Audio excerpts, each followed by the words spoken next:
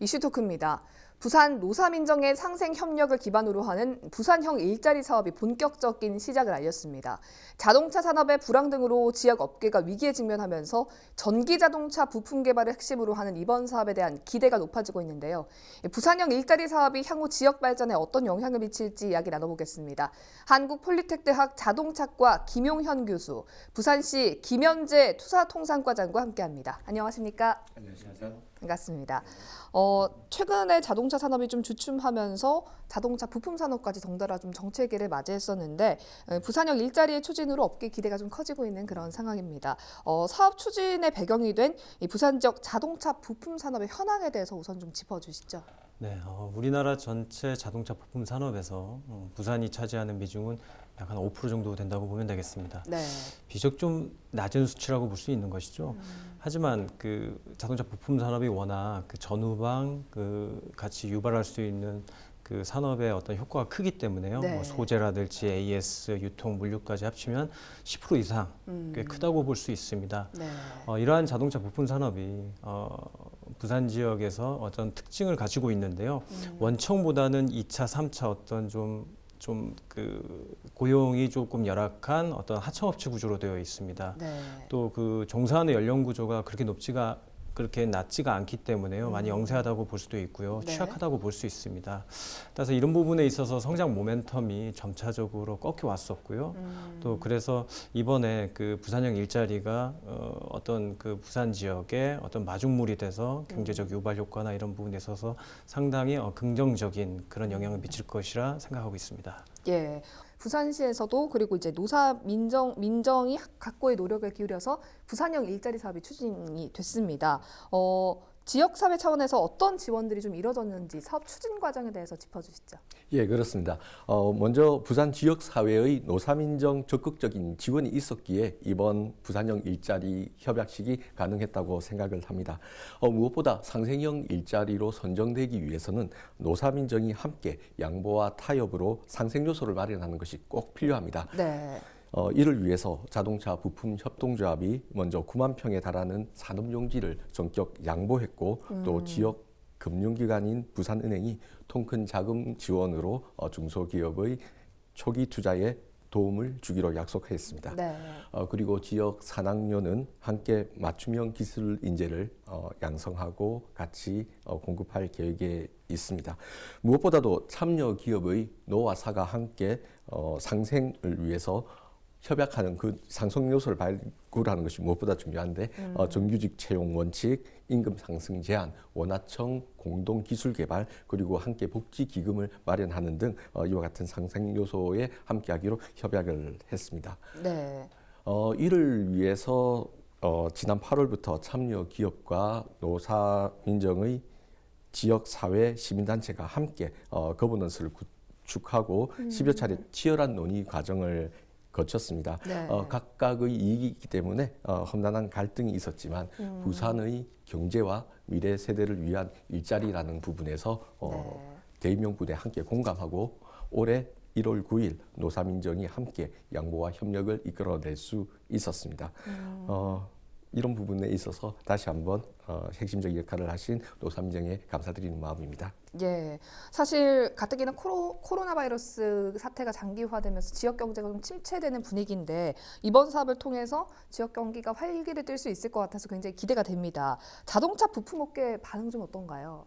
예, 그렇습니다. 무엇보다 먼저 오거돈 시장님께서 코렌스 조윤국 회장님을 설득하여서 수차례 만나서 그 지역 사회의 미래에 대해서 산업에 대해서 걱정하는 가운데 해외 투자를 부산으로 돌려 세운 이런 케이스가 되겠습니다. 네. 이에 대해서 우리 자동차 업계는 굉장히 기대하고 함께 미래에 대해서 전망하는 긍정적인 상황입니다.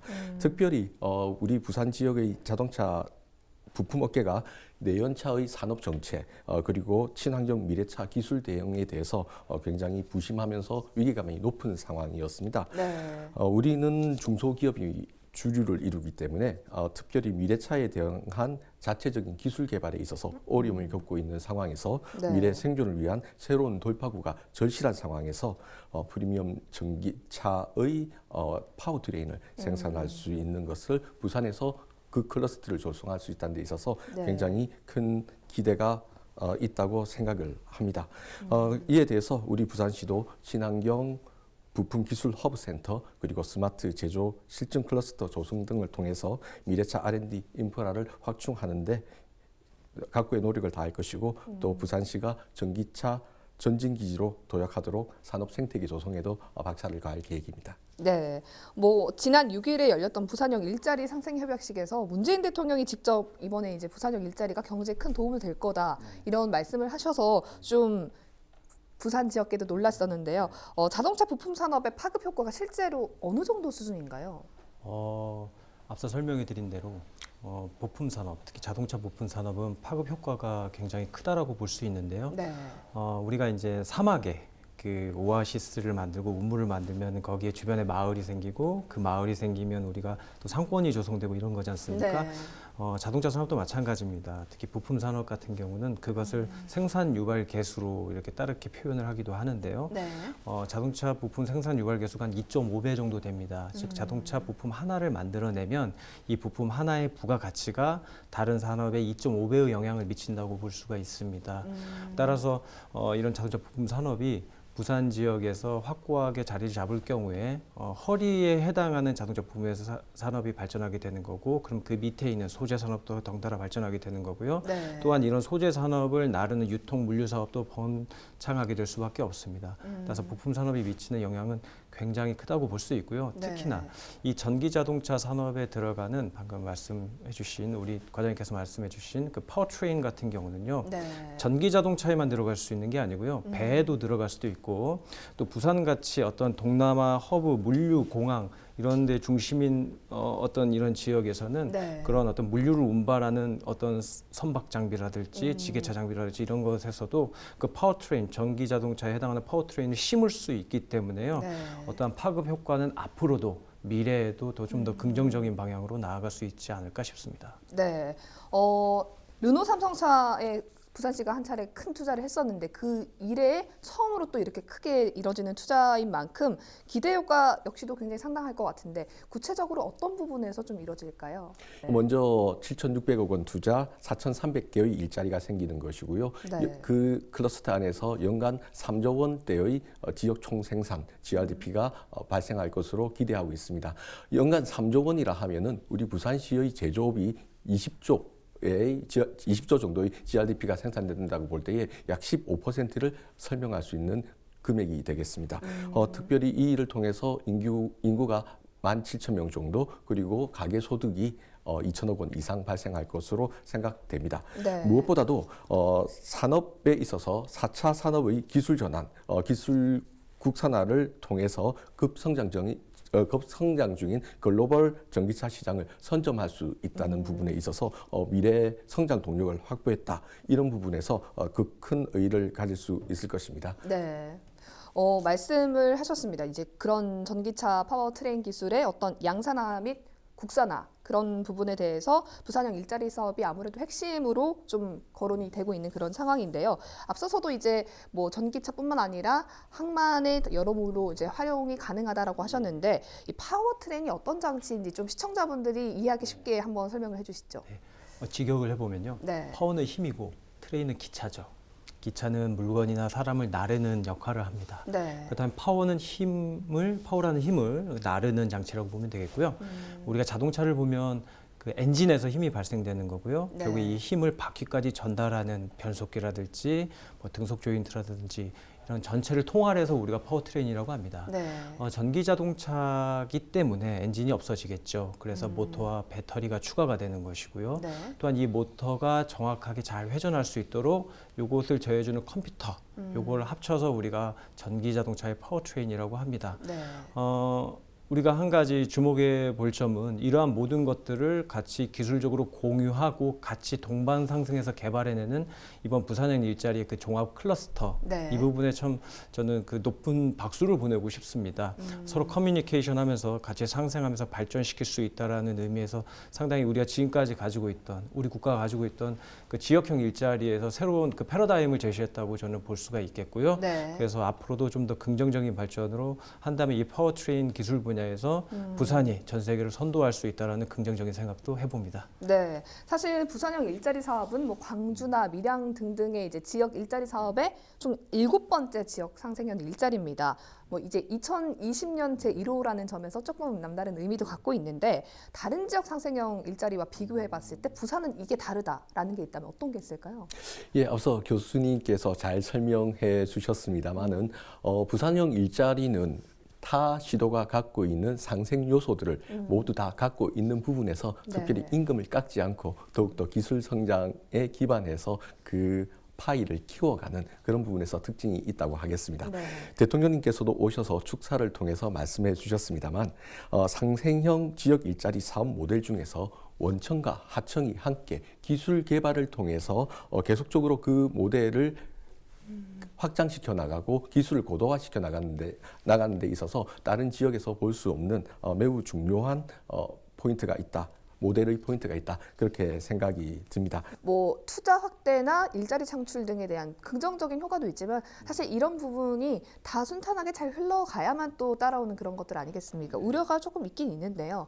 성공적으로 좀 잘 추진되기 위해서 어떤 부분들에 신경을 좀 써야 한다고 보십니까? 부산형 일자리입니다. 네. 지역형 일자리가 가지고 있는 근본적인 이것을 설립한 근본적인 이유는 지역 경제 활성화입니다. 네. 그렇다면 부산형 일자리는 부산에 거주하는 부산 시민들이 그 일자리를 얻어서 그래서 소득이 생기고 또 이것이 어떠한 소득을 소비를 해서 부산의 경제가 활성화되는 것이 어떻게 보면 근본적인 취지라고 할 수 있겠죠. 네. 그런데 이제 이런 지역형 일자리가 가깝게는 울산, 멀게는 광주 이렇게 있습니다. 좀 안 좋은 케이스 같은 경우는 결국 그렇죠. 그러니까 울산이나 그다음 광주에서 일한 그 근로자들이 네. 그 지역형 일자리 일하는 근로자들이 부산형 일자리가 어떤 소득이라든지 어떤 근로 조건이라든지 좀 좋아서 연쇄 이동하게 되면 그렇다면 원래 취지와는 좀 안 맞는 부분이라고 할 수 있겠죠. 그렇죠. 따라서 이런 부분에 있어서 어떤 행정적으로 네. 부산 시민들이 또 부산에 거주하는 사람들이 일자리를 얻을 수 있도록 하는 이런 부분에 있어서는 좀 보완책도 좀 필요하다고 볼 수 있겠고요. 네. 또 한 가지는 이제 그 산업이 만들어지고 이제 업무가 시작되게 되면은 노조와 또한 노동자와 또한 그 어떤 사용자에 해당하는 기구 간에 마찰이 있을 수밖에 없습니다. 네. 그래서 이런 부분이 대화와 타협을 통해서 잘 그 어떤 봉합될 수 있도록 하는 어떤 그런 기구라든지 이런 부분을 좀 합리적으로 만들 필요가 있다고 생각합니다. 네. 금방 이제 행정적인 부분에서 다른 지역의 지역형 일자리 근로자가 부산으로 이제 이동할 수도 있다라는 이제 우려점을 좀 표하셨는데 부산시에서 그런 부분에 대해서도 혹시라도 이제 뭐 대책을 세우거나 생각해놓고 계신 부분들이 있는지요? 예, 교수님께서 말씀하신 부분은 우리 전기차 클러스터가 성장하는 부분에 있어서 네. 단기간에 나올 수 있는 현상이라고 생각을 합니다. 그러나 중장기적으로 우리 부울경 동남권은 자동차 부품 우리나라 전체 생산의 1위 메카 지역입니다. 네. 좀 더 좋은 일자리를 통해서 지역의 일자리 시장을 통해서 자연스러운 선순환이 일어나고 또 수도권 블랙홀에 대응하는 네. 지역의 균형 발전 차원에서 함께 키워나갈 수 있는 그런 부분이라고 생각을 합니다. 네, 그럼 그런 부분들에 대해서는 이제 오거돈 시장님 비롯해서 부산시에서도 이미 다 알고 조금 대책을 세우고 있는 부분이죠. 그렇습니다. 저희 지역에 좋은 일자리가 생겨서 또 외부에서 인구가 유입된다면 장기적인 관점에서는 또 하나의 매우 좋은 신호인 것이고요. 네. 이것들을 계속 잘 키워나가서 우리가 이 지역에 있어서 앞서 나가는 도시가 될 수 있도록 선점하는 것이 무엇보다도 중요하다고 생각을 합니다. 네, 오늘 이제 부산형 일자리 이야기를 계속하면서 저희가 친환경 자동차에 대한 이야기를 많이 하고 있습니다. 아무래도 친환경으로 패러다임이 바뀌면서 자동차 시장이 그쪽으로 좀 급변화하고 있기 때문일 텐데요. 이런 시장의 변화를 좀 고려했을 때 부산시에서는 어떤 부분들을 좀 더 준비를 하고 있으면 좋을까요? 개인적으로 부산시가 지금까지 사업을 참 잘 해왔다라고 나름대로 그 높이 좀 평가를 해주고 싶고요. 네. 근데 이제 조금 우리가 좀 보완해야 될 점이라는 게 부산은 우리나라 제2의 도시입니다. 네. 그런데 이제 전기차 대수가 통계청에서 파악해 보면 한 2,000대 정도에서 한 10위권에 머물러 있습니다. 네. 이런 부분에 있어서는 조금 더 투자가 좀 필요할 것 같고요. 네. 또 보조금 정책이라든지 인프라라든지 이런 부분을 조금 더 공격적으로 해볼 필요가 있다고 생각합니다. 또 하나는 그 친환경 자동차를 말씀하셨기 때문에요. 네. 앞서 언급해드린 대로 우리가 오늘의 그 대화 주제인 전기 자동차뿐만 아니고요.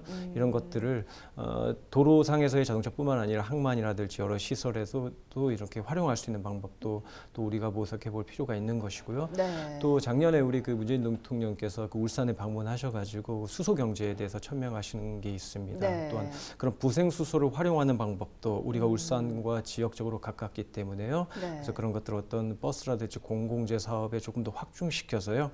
수소와 또한 전기 자동차를 그 양도마차로 해서 부산의 지역 경제를 활성화하는데 이 친환경 자동차가 선두에 섰으면 좋겠다는 바람을 갖고 있습니다. 네, 아무래도 부산은 항만 도시다 보니까 미세먼지로 인한 굉장히 피해가 큰 걸로 알고 있는데 네네. 지금 이런 산업들이 좀 잘 발전을 하면 네. 앞으로 파워트레인 같이 항만에도 적용을 많이 할 수 있는 그런 기술인가요? 물론 그렇습니다. 항만에는 여러 가지 그 동력을 쓰는 그 어떤 동력을 쓰는 우리가 그 장비들이 많이 있습니다. 네. 뭐 크레인이라든지요, 네. 또 물건 운반하는 지게차라든지 여러 가지, 또한 이런 것들을 운반해서 컨테이너에 실어가지고 또 움직이는 트레일러라든지 여러 가지 것들이 있습니다. 네. 지금의 우리가 기술력으로는 충분히 구현 가능하다고 생각이 들고요. 따라서 이번에 하는 우리가 그 전기 자동차 사업이 앞으로 향후에 더 많은 시장으로 우리가 나아갈 수 있는 교두보가 되지 않을까라는 생각이 듭니다. 네, 어쨌든 상생 협약을 시작으로 부산형 일자리 산업이 본격적인 이제 첫 발을 내딛었습니다. 뭐 해결해야 될 과제가 있을 수는 있겠지만 아무래도 현재 위기를 겪고 있는 이 자동차 산업의 어떤 대변화와 함께 또 새로운 도약의 기회가 될 건 분명해 보이는데요. 사업의 구체적인 진행 계획은 어떻게 됩니까? 먼저 6월 말 코렌스 EM이 착공에 돌입할 예정입니다. 네. 그리고 내년 상반기에 첫 시제품을 출시한 이후에 네. 그 성능의 안정화 과정을 거쳐서 2022년이죠. 2022년부터 본격적으로 생산을 해서 400만 대를 2031년까지 수출할 계획에 있습니다. 네. 그리고 교수님께서 말씀하신 친환경 분야에 적용할 수 있는 다양한 항만 시설이라든지 지게차 또 그런 산업 시설에 적용할 수 있는 국산화 생산 기술을 위해서 계속적으로 R&D도 병행해 나갈 계획입니다. 예, 아무래도 부산은 그 양질의 일자리가 없다. 그래서 청년 인구 유출이 많은 지역이다라는 인식이 좀 있습니다. 아무래도 부산의 100대 기업 안에 들어가는 기업이 르노, 삼성차밖에 없기 때문에 자동차 산업에 대해서 중요성은 부산 시민들도 굉장히 잘 알고 있는데요. 이런 산업들이 이제 부산의 미래 먹거리 산업으로 굉장히 잘 발전해 나갈 수 있는 만큼 앞으로 어떤 구체적인 계획을 두고 좀 발전을 해나가면 좋을까요? 우리가 그 지역형 일자리 가운데 네. 새로운 모델을 대안을 제시하는 것이겠죠. 그리고 노사 민정 또 학계가 또 같이 참여하는 어떻게 보면은 전 세계에 있어서 또 가장 처음 시도하는 사업이 아닐까라는 생각이 듭니다. 따라서 이럴 때는 그 각계의 의견을 먼저 청취해보고 네. 또 그래서 가장 합리적인 방법을 찾아가는 부분도 중요하겠고요. 네. 두 번째는 저는 시민 의식도 굉장히 중요하다고 생각합니다. 사업을 이끌어 나가는 데 있어서 어떤 이 사업 단지가 마련되고 이렇게 되면 어떤 그 부지나 이런 부분에 있어서도 우리가 부동산 문제라든지 해결할 네. 수 없는 여러 가지 문제들이 있을 수가 있습니다. 네. 지역 내에서 이런 부분이 잘 자리 잡기 위해서는요. 우선 시민 의식이 먼저 이 사업을 잘 이루어낼 수 있다는 생각을 가져야 되고요. 어떻게 본다면 이 사업 자체가 지금 세대가 아닌 다음 세대를 위한 사업일 수도 있습니다. 그리고 우리의 자녀들이 중학교나 고등학교 다니는 자녀들이 나중에 청년이 됐을 때 일자리를 자기 고향에서 만들 수 있는 사업이기 때문에요. 네. 지금에 있는 현 세대들이 어떠한 자기에게 이익이 창출이 되지 않다고 해서 피해라고 생각해서는 안 되는 거고요. 다음 세대와 다음의 부산을 위해서 이 사업을 위해 희생할 수 있는 부분도 시민의식이 반드시 필요하다고 생각합니다. 네, 좋은 말씀을 굉장히 해주셨는데 아무래도 부산 경제 그리고 전국적으로 코로나 바이러스로 인해서 지역 경기가 많이 침체된 만큼 이번 부산형 일자리 산업이 부산의 미래의 먹거리를 책임질 수 있는 그리고 교수님이 말씀하신 것처럼 다음 세대를 위한 그런 먹거리 산업이 될 수 있기를 진심으로 바라봅니다. 마지막으로 이제 우리 과장님께서 부산시를 대표해서 이 자리에 와주셨는데 부산 시민분들께 부산형 일자리에 대한 응원의 메시지를 한번 부탁해 보시죠. 그렇습니다. 오랜 시간 제조업의 신성장 산업을 갈망하던 부산시에 새로운 돌파구가 열린 소중한 기회라고 생각합니다. 이번 상생협약식의 슬로건이 부산 달리자였습니다. 네. 친환경 자동차의 4차 산업 분야를 선도할 수 있는 자동차 부품 산업과 함께 부산시가 함께 힘차게 달릴 수 있도록 시민들께서 많이 성원해 주시길 부탁드립니다. 네, 부산형 일자리 산업에 대해서 부산 시민 여러분들의 많은 관심과 또 애정을 부탁드리겠습니다. 오늘 이슈토크는 여기서 마치겠습니다. 함께해 주신 두 분 고맙습니다.